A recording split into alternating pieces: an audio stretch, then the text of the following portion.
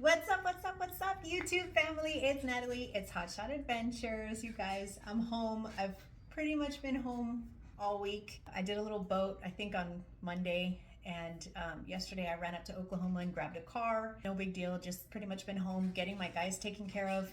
Eddie's doing great, you guys. Truck's running good. So far, so good. Let's keep our fingers crossed for him on the Chevy Saga. It's got about 90,000 miles on it. So far, so good. So we're still praying and keeping our fingers crossed that she continues to do well. Jason's back up and running, you guys. Oh my gosh, Jason, I didn't even tell you his story. He's been off for like at least 2 months, over 2 months maybe. New to him, new but not new, new to him, Freightliner went down. I couldn't even tell you all the mechanical lingo, mumbo jumbo. I can't even tell you guys. I've been so distracted lately. Oh, and let me tell you too, and Brent, right? We did I showed you guys the videos. We went to Colorado and we came back. Brent has been running around Texas because it's taken me forever to get his apportion plates. They finally came in the mail yesterday, so that's good news. So Brent is gonna finally be able to cross some state lines. I've just been bouncing him around Texas for like the last 2 weeks or maybe 2.5 weeks. I've been bouncing him around Texas, waiting for these apportion plates to come in. He's gonna be able to get out on the road and like make a little bit more money. He actually did, pretty dang good for just bouncing around, the tri cities, is kind of like where I've been trying to keep him. I never sent him to Beaumont. I never sent him to El Paso. Never sent him. I think I did send him around Abilene, Midland, Dallas, Houston, San Antonio, Austin, that mostly the middle of Texas, and he's actually done pretty well. So he's doing great, you guys. Everybody welcome Brent aboard. Very proud of him. Hope he sticks around for a while, and we can make some good money and have some fun and share some laughs, right? Because that's what I enjoy. My little team is my little family, and I love my guys, and we're just a little family. So Brent, welcome to the family. Really quick reminder, you guys, I am planning to do a giveaway at 20,000 subscribers. We're about 1,300 subscribers away from that. So those of you who are watching me and not subscribed, welcome. I'm glad you're tuning in. If you want to be a part of the giveaway, it's going to be about a $500 worth, about $500. So if you want to be a part of the giveaway, please go ahead and subscribe. And as soon as we can get to 20,000 subscribers, that will be our next live, and that will be our next giveaway. Now, you guys, I have been trying to do this video series for you guys. I really want to talk about purchasing a used truck or running a high mileage truck. Now, both of my trucks, one's 5 years old, the She Beast is 5 years old, and the Gray Wolf is 3 years old. They both have 331,000 miles on them right now. And we're gonna get into my trucks in the next video probably. Hopefully it'll just be a 2-parter, but it might be a 3, just depends on how much I yap. In this video, I really wanna talk about what some guys do, right? And why. So and I'm going to share with you guys my experiences, a few of my experiences, and then in the next video we'll get into my trucks, how they're doing at over 300,000 miles, what I've had to replace, what's going on with all of that, as well as what my plans for the future are. Hopefully, God willing, and I can cross my fingers, that I don't have to purchase another truck. I've done a lot of things to my trucks that hopefully will ensure that they continue to run well and continue to last me with the original major components that they came with them from the manufacturer. First of all, you guys, let's get into purchasing a used truck, okay? I don't care if it's a low mileage truck. That is a good thing, yes. If you are looking at getting into Hotshot and you want to purchase a used truck, I'm not going to tell you no. I'm not going to say no, that's not a good idea. But I am here to forewarn you guys, okay? It doesn't matter if it's a low mileage truck or if it's a low mileage truck, but it's say 8 or 10 years old or more, it doesn't matter. And it doesn't matter if it's a newer truck like mine with high mileage, okay? Now, everybody's gonna have their opinion, and that's fine, you guys. I'm here to share mine, and I want you to share yours as well. If you have an opinion, share them on the comments. Let us know your guys' experiences. I have seen guys that have purchased trucks that are between 12 years old and 8 years old, but they happen to have pretty low mileage on them. And it doesn't matter, okay? Things are going to break down. I have watched this happen, and I have watched it now that my trucks are not old in years, they're old in miles. Things have broken down on my trucks, okay? Because anything plastic, anything rubber, okay, those things are going to break down. They're going to break down whether you run the truck or the truck is just sitting. So that's why I say, you know, yes, hours on the engine are important, and mileage on the engine obviously is also important. But there are a lot of components to these trucks these days that are rubber and plastic and seals, you know, O-rings. I mean, all kinds of stuff, you guys, breaks down regardless, okay? If the truck just sits, even if it just sits in a garage, okay, stuff is still gonna break down. Rubber only is going to last so long. Obviously, it's gonna have a shorter lifespan. If more heat is running through that rubber hose or rubber whatever, less of a lifespan if it's not garaged. If it's sitting outside, you know, in all of the elements, it's gonna have a lower lifespan. I talked to a guy, you guys, a while back. He really wanted that 7.3, you know, which is an amazing, you know, Ford made the 7.3, and it's beautiful and it's wonderful, and I've heard so many great things about it. The truck was like 25 years old, okay? And when I talked to the guy, I warned him, you know, just because you got a low mileage truck, it's still 25 or 28 or whatever years old.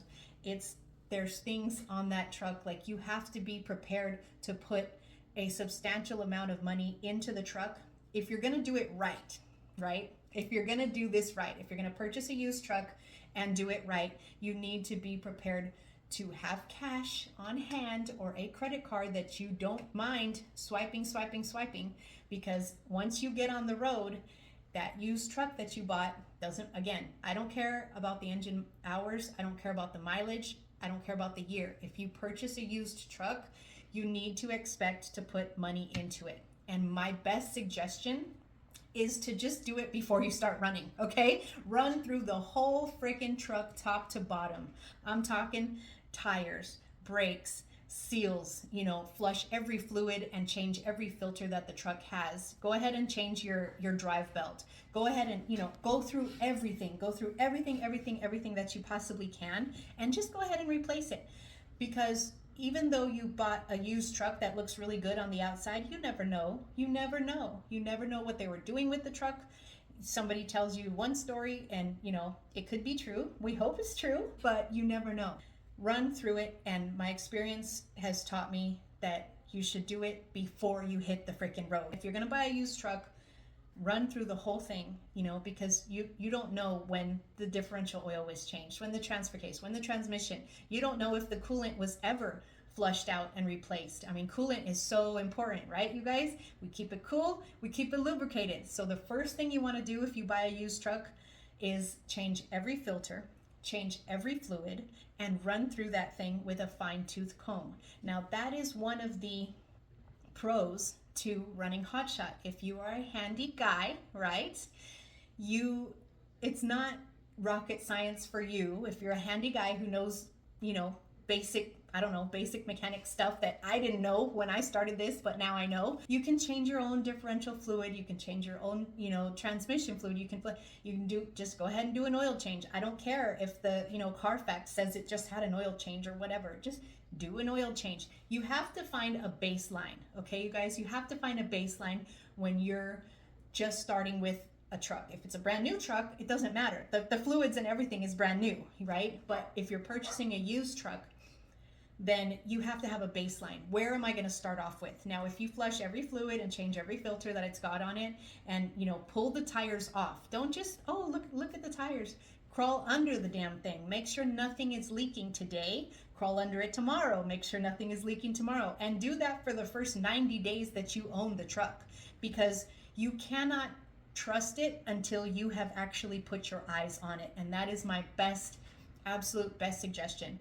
Crawl under it. Own it. That is your workhorse. If that thing goes down because you decided not to check on these things and replace these things or flush these fluids or do whatever, then that's 110% 1,000% your fault, okay? Because you purchased something used and you went ahead and assumed that everything was going to be okay. And now the reason why I tell you, if you're going to purchase a used truck, go ahead and run through it and spend the thousands and thousands of dollars that it's going to cost to replace it, or to replace all of this stuff, is you don't want to get on the road and put your first loads on your trailer and go 200 miles down the road and then boom, you have an issue. The truck starts to overheat. The cooling fan or the thermostat is stuck in the closed position, or the cooling fan, which is plastic, doesn't want to freaking turn anymore, or whatever.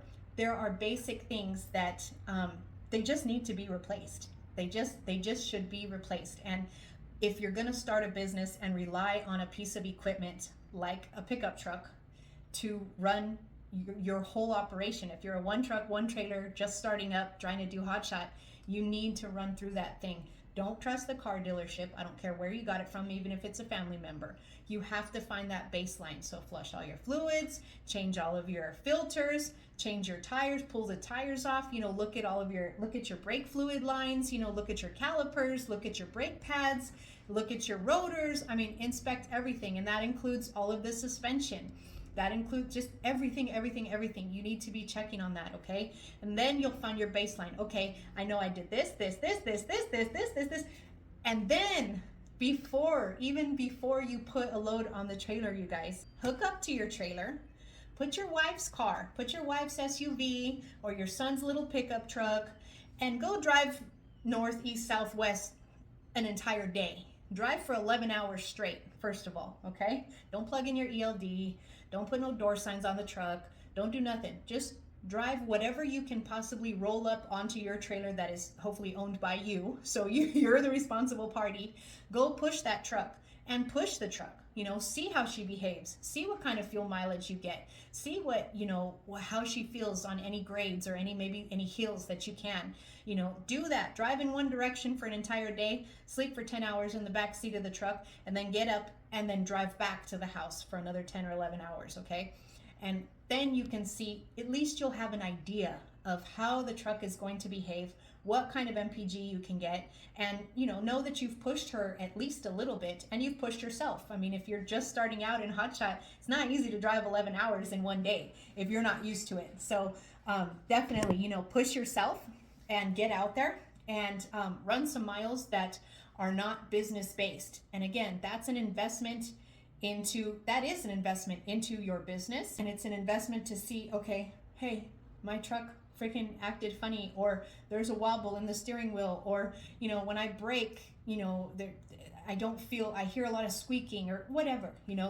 That's your turn to do a trial run, a test run, okay, you guys? So I strongly suggest that you do it. Is it going to cost you money? Yes, it's going to cost you both time and money, but it may very well save you a lot of time and a lot of money if you do it before you put your first loads on the trailer, okay? So do that.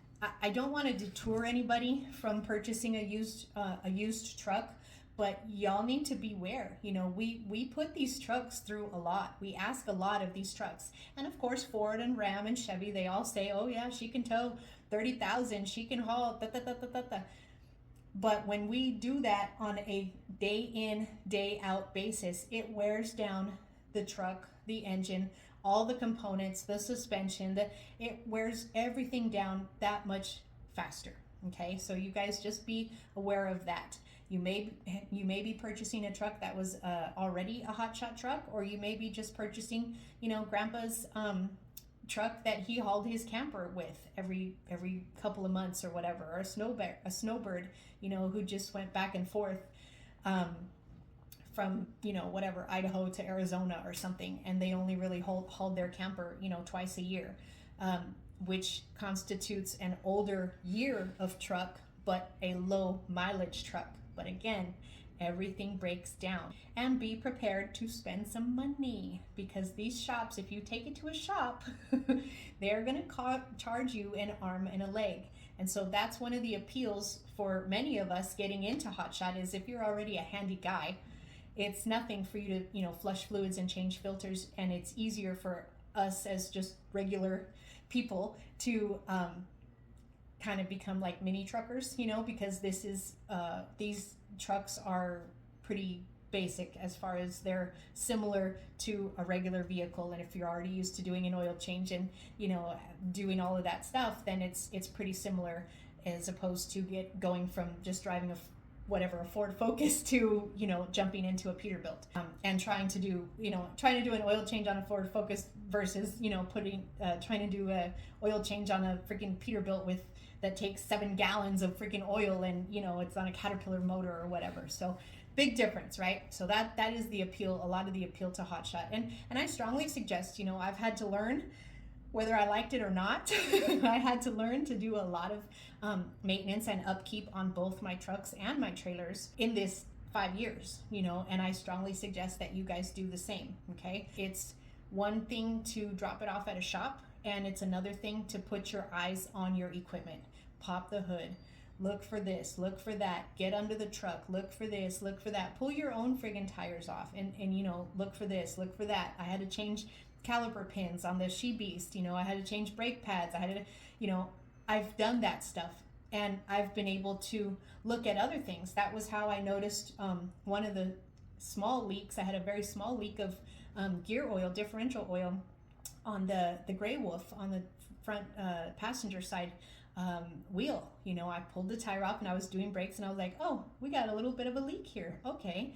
Now, if I had just gone to a brake shop, if maybe they don't do seals or care if something else is leaking, or maybe it's just a young kid who all his brain is taught to do is change the brake pad, put the caliper back, you know, put the tire back, then he may or may not say anything to me. So when we take it to a shop, we're putting a lot of faith and a lot of trust into somebody else. It's always better if you can learn, do it yourself. It's going to not only save you money, it's going to give you peace of mind, and it's going to make you a little bit prouder, you know, business owner. Like, no, I just did this, or I just did that. Like, I know that that's not the problem, you know, so let me look at something else, you know. So you guys, be safe. Think about that. I'm not going to tell you don't buy a used truck. I'm not going to tell you don't buy a new truck. You know, I've seen both spectrums. I've had brand new trucks that I've seen go down, and I've had, you know, 10-year-old trucks or 12-year-old trucks with, you know, small issues or big issues. So it's not, you know, one versus the other. It's what you can afford and what you feel comfortable in doing. So you guys, in the next video, we'll go over some stuff on my trucks, which I've had to do a lot. So we'll go over that in the next video. I hope you guys enjoy this series. And if you have any questions or any concerns, please share them with me on the comments. If you guys need mentorship or help in starting up your own hotshot company, I'm happy to help you. www.patreon.com/hotshotadventures. That's the best way to get a hold of me, but Hotshot Adventures is also on TikTok and also on Facebook. You guys, take care. I'll talk to you soon.